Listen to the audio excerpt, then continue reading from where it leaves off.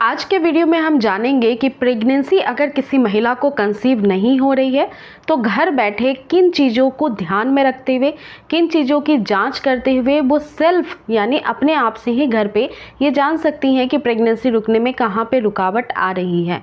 कई बार सब कुछ अच्छा होते हुए भी प्रेगनेंसी प्लान करने के बावजूद भी आपको रिजल्ट अच्छा नहीं मिलता है, यानी कि आपका गर्भ नहीं ठहरता है। तो कुछ चीज़ें, कुछ कमी ज़रूर आपके शरीर में है और इसे ही आपको ध्यान में रखना है। इन छोटी छोटी बातों को ही नोटिस करना है।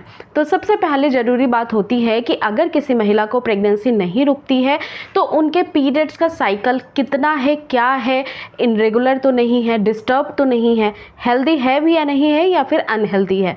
तो इस सवाल का जवाब है कि अगर आपके पीरियड्स का लेंथ 35 दिनों के अंदर का है और 28 दिनों के बाद का है, यानी कि 28 से 35 दिनों के अंदर आपका पीरियड्स आ जाता है, तो आप एक हेल्दी फर्टाइल पीरियड फेस करती हैं और जिसमें प्रेग्नेंट होने के चांसेस ज़्यादा होते हैं। लेकिन अगर आपके पीरियड्स का साइकिल काफ़ी शॉर्ट है या फिर काफ़ी लॉन्ग है या फिर आपके पीरियड्स इनरेगुलर आते हैं, तो ये दर्शाता है कि महिला को कहीं ना कहीं पे दिक्कत तो ज़रूर है। हार्मोनल इशू हो सकते हैं, शायद आपको पीसीओडी या पीसीओएस की प्रॉब्लम हो सकती है, और या फिर पोषक तत्वों की कमी भी आपके शरीर में हो सकती है मौजूद, जिसकी वजह से आपके पीरियड्स जो है वो स्वस्थ नहीं है और इस वजह से आपको गर्भ नहीं रुक रहा है। दूसरी बात का ध्यान रखिए कि कई बार ओव्यूलेशन का जब फेज़ आता है, पीरियड्स के बाद 10वें दिन से ओव्यूलेशन का फेज़ आपका शुरू हो सकता है।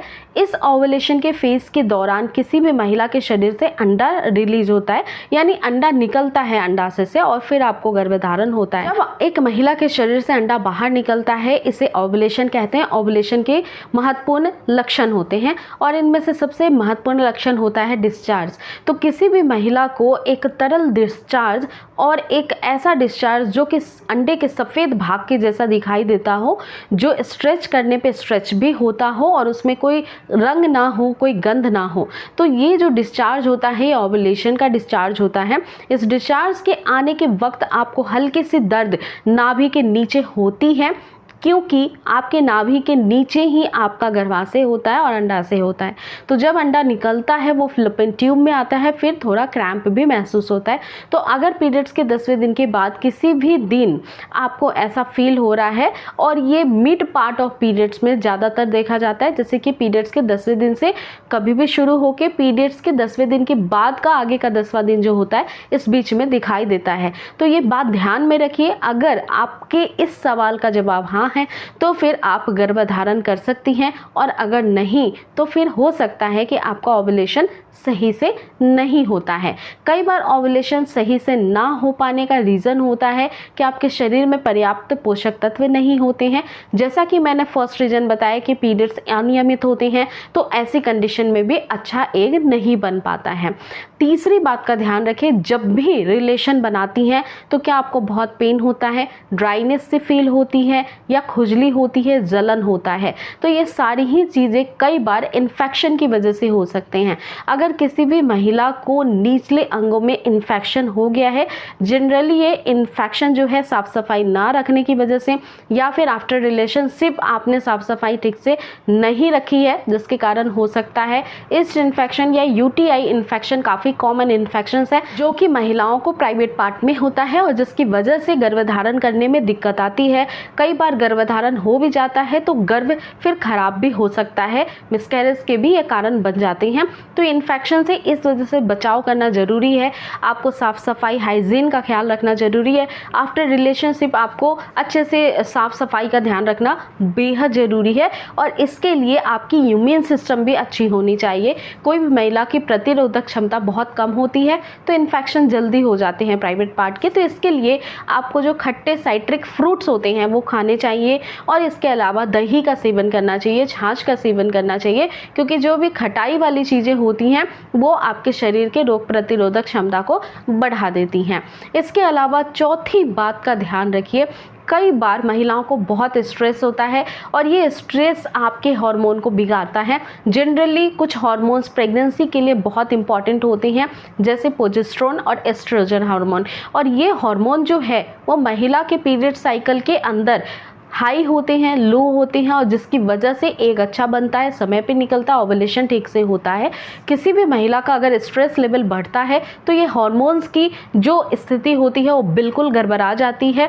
इस वजह से कई बार हार्मोन के इंजेक्शंस भी लगाए जाते हैं महिलाओं को जब वो प्रेगनेंसी प्लान करते हुए मां नहीं बन पाती हैं आर्टिफिशियली। तो कोशिश करिए कि स्ट्रेस को जितना हो सके कंट्रोल में रखें।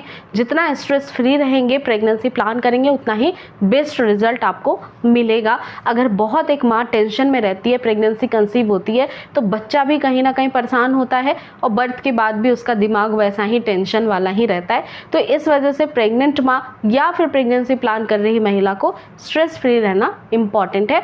इसके लिए आप बहुत सारे जो रास्ते हैं वो अपना सकती हैं। आपको जो पसंद आता है, बुक्स पढ़ना, आपको टीवी देखना पसंद आता है, म्यूजिक सुनना पसंद आता है, वो करिए, लेकिन स्ट्रेस को बहुत ज़्यादा अपने दिमाग पे हावी, तनाव को ना होने दें।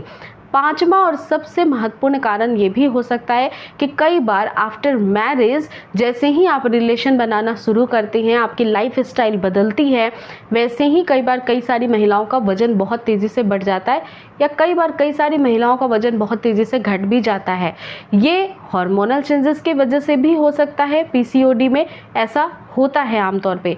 लेकिन अगर आपको कोई हेल्थ इश्यू नहीं है, आपने चेकअप करवाया है, सब कुछ ओके है, ठीक है, और बहुत जल्दी से हेल्थ आपका बढ़ रहा है या फिर घट रहा है, तो कहीं ना कहीं आप खाने पीने में बहुत लापरवाही कर रही हैं। आजकल की परिस्थिति में, आजकल की जीवन शैली में जो एक भाग दौड़ का, तनाव का जो जीवन है, जिसमें कई महिलाएं इंडिपेंडेंट हैं, जॉब करती हैं, बाहर जाती हैं, फिर घर पे भी काम करती हैं, तो अपने लिए काफ़ी कम टाइम निकाल पाती हैं।